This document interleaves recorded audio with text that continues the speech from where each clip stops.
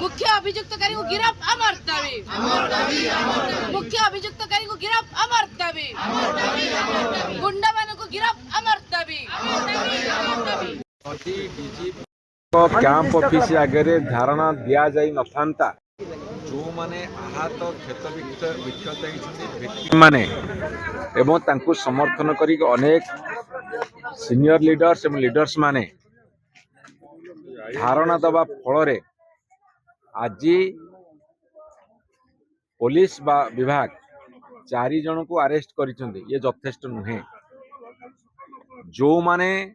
अभियुक्त अछंती विशेष भाव में अनेक समय एभली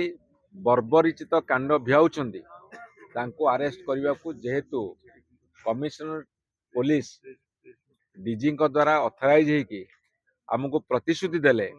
आमे सामूहिक भाव में आंदोलन प्रत्याहार करुचु एवं अल्टीमेटम देइचु जे जदि 5 दिन भितर समस्त अभियुक्त को अरेस्ट न करिवे ताहाले डीजी ऑफिस टू घेराव करी होम मिनिस्टर चीफ मिनिस्टर